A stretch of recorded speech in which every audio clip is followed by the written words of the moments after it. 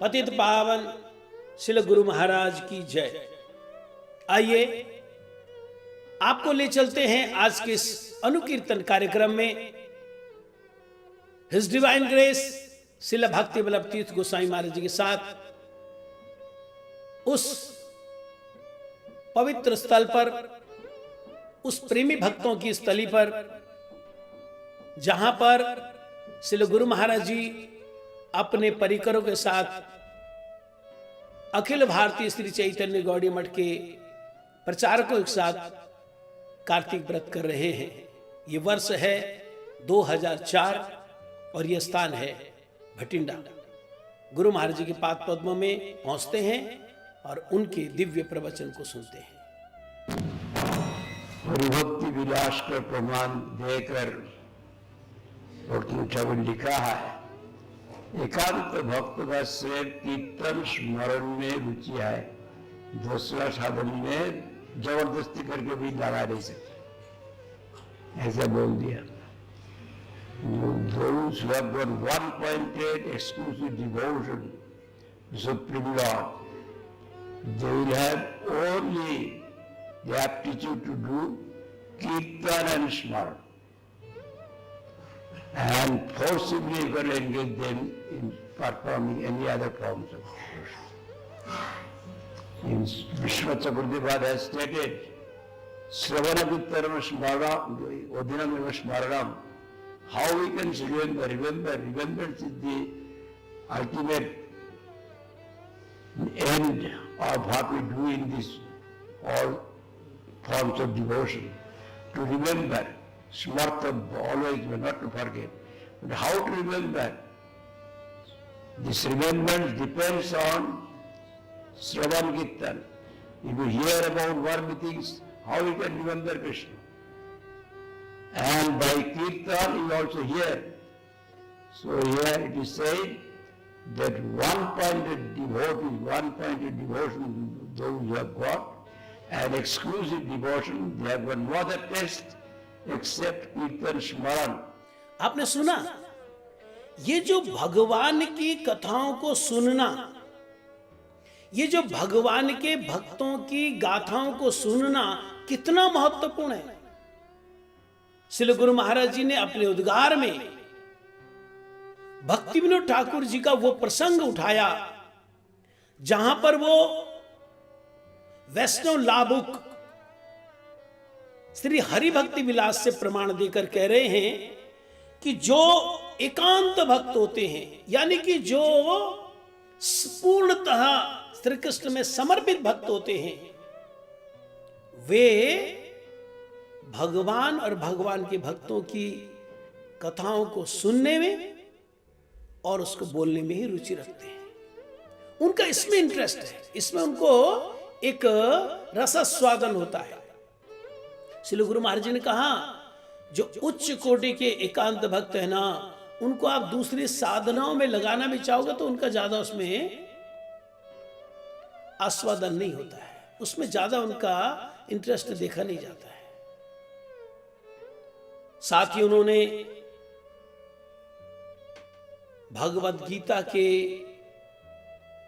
आज तक के सर्वोत्तम टीकाकार, श्रीमद् भागवत महापुराण के सर्वोत्तम टीकाकार, क्योंकि श्री विश्वनाथ चक्रवर्ती ठाकुर मधुर रस के भक्त, मधुर रस सर्वोत्तम रस होता है,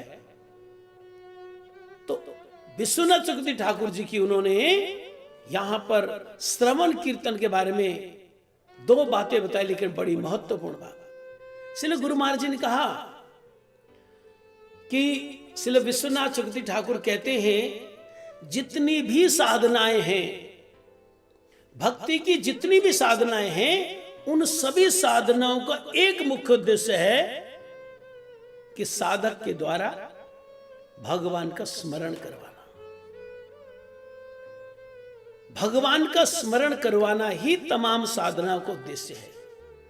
लेकिन विश्वनाथ चक्रवर्ती ठाकुर कहते हैं, यह स्मरण होगा कैसे? भगवान का स्मरण होगा कैसे? विश्वनाथ चक्रवर्ती जैसे महान टीकाकार, महान वैष्णवाचार्य की बात बताते हुए श्री गुरु महाराज इस डिवाइन ग्रेस श्रील भक्तिवेदांत तीर्थ गोसाई महाराज जी कहते हैं कि विश्वनाथ चक्रवर्ती ठाकुर कहते हैं, जो हम श्रवण करेंगे, जो हम कीर्तन करेंगे, वही स्मरण होगा। यानी कि दिन भर हम जो बातें सुनेंगे, दिन रात जो बातें हम सुनते रहेंगे या बोलते रहेंगे, वही हमारे स्मरण में आ जाएगी। तो विश्वनाथ चक्रवर्ती ठाकुर कहते हैं सबसे बढ़िया तरीका है वैष्णवों के पास बैठकर भगवान की और भगवान के महान महान भक्तों की बातें बोलते रहें, सुनते रहें। श्रेष्ठ वैष्णवों से भगवान के भक्तों की बातें सुनते रहें, और जब भी आपको मौका मिले दूसरों को भगवान और भक्त की बातें बोलते रहें। जब ये श्रवण और कीर्तन ठीक से चलेगा ना, स्मरण अपने आप हो जाएगा। ये विश्वनाथ चक्रवर्ती ठाकुर की बात। इस डिवाइन ग्रेस श्रील भक्ति वल्लभ तीर्थ गोसाई महाराज जी इस प्रसंग में अपनी बात बोलते हुए कहते हैं, जब हम सारा दिन रात दुनिया की बातें बोलते रहेंगे, सारे दिन रात दुनिया की तमाम बातों को सुनते रहेंगे, हम कैसे कल्पना कर सकते हैं कि हमारे स्मरण में श्री कृष्ण आए। तो हमें श्री विश्वनाथ चक्रवर्ती ठाकुर जी की बात को ध्यान रखना होगा। जब हम बार बार श्रेष्ठ वैष्णवों से भगवान की बात, भगवान के भक्तों की बात सुनते रहेंगे, तो स्मरण भी भगवान का भक्तों का होगा।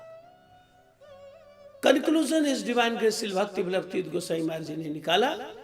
कंक्लूजन ये कि जो श्रेष्ठ भक्त हैं वो अपने आप को श्रवण, कीर्तन और स्मरण, भगवान और भगवान की भक्तों की कथाओं का, गाथाओं का, महिमा का श्रवण करते रहते हैं, कीर्तन करते रहते हैं, उससे स्वयं स्मरण होता रहता है, और अपने आप को श्रवण, कीर्तन, स्मरण में ही व्यस्त रखते हैं, जो महान भक्त होते हैं।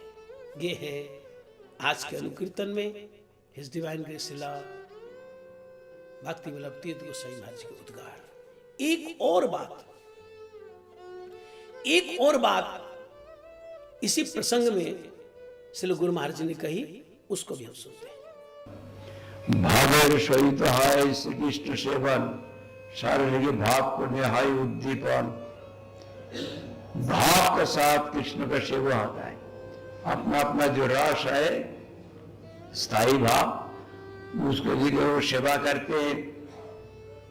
इसलिए जबरदस्ती कोई बात नहीं है यहाँ पर।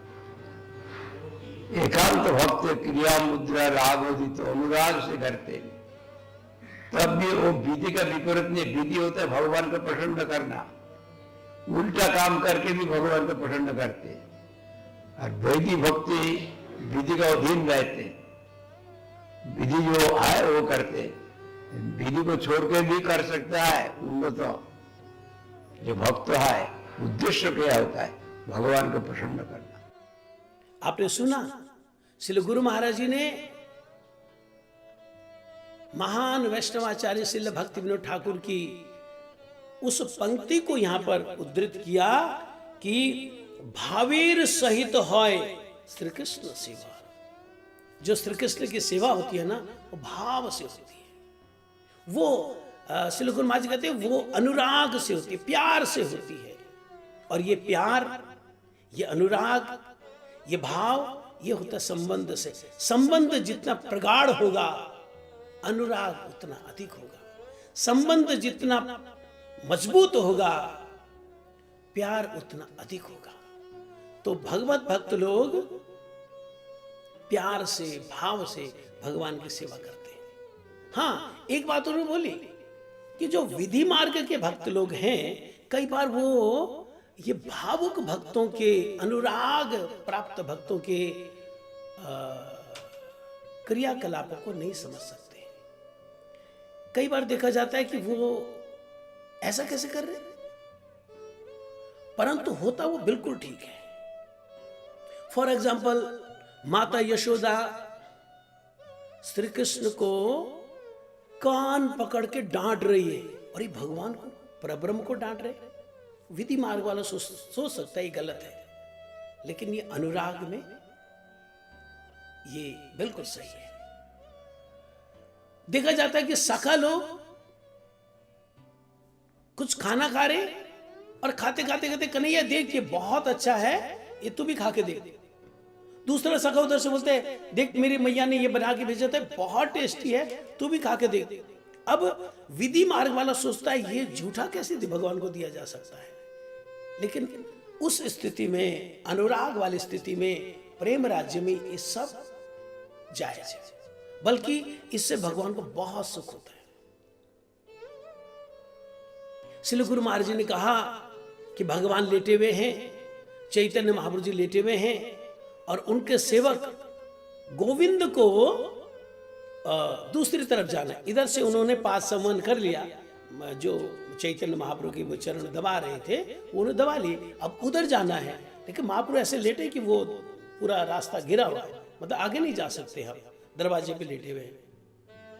तो उन्होंने बोला महाप्रभु को, प्रभु थोड़ा सा सर्ग जाइए, मैं उधर जाऊं। महाप्रभु कहते गोविंद मैं बहुत थका हुआ, मैं बिल्कुल नहीं हिल सकता, तूने जो करना है कर, मैं नहीं हिल सकता। गोविंद ने महाप्रभु जी के ऊपर एक ही ऐसा उत्तरीय जो महाप्रभु का था वो और छलांग मार के उधर चले गए, और ये भगवान के ऊपर छलांग मार के चले गए। ये विधि मार्ग के भक्त लोग इसको सोच नहीं सकते, ठीक है।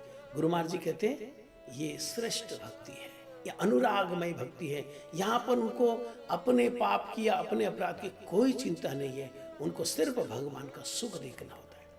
तो हिज डिवाइन ग्रेस श्रील भक्ति वल्लभ तीर्थ गोसाई महाराज जी पहले श्रवण कीर्तन पर जोर देते हैं, क्योंकि श्रवण कीर्तन से स्मरण होगा। फिर गुरु महाराज जी बताते हैं कि जो भगवत भक्त लोग हैं, उच्च कोटि के भक्त लोग हैं, वो भाव से, अनुराग से, प्यार से भगवान की सेवा करते हैं। हमको भी अगर श्रेष्ठ भक्त बनना है तो भगवान के भक्तों की महिमा को बार बार सुनना होगा और हमको बोलना होगा, और ये श्रवण कीर्तन करते करते हमारा स्मरण शुरू हो जाएगा। जब भगवान का स्मरण और भगवत लीलाओं का चिंतन शुरू होगा, फिर ये स्थिति जो माता यशोदा बांध रही हैं, कान पकड़ के उनको जबरदस्ती खाना खिला रही हैं, सखा लोग कृष्ण के कंधे पे चढ़कर, है ना, वो तमाम प्रकार के खेल खेलते हैं या अपना जूठन खिलाते हैं, और जैसे गुरुजी ने बुलाया गोविंद महाप्रभु छलांग मार कर चला गया, ये सब रसास्वादन हम सबको होगा।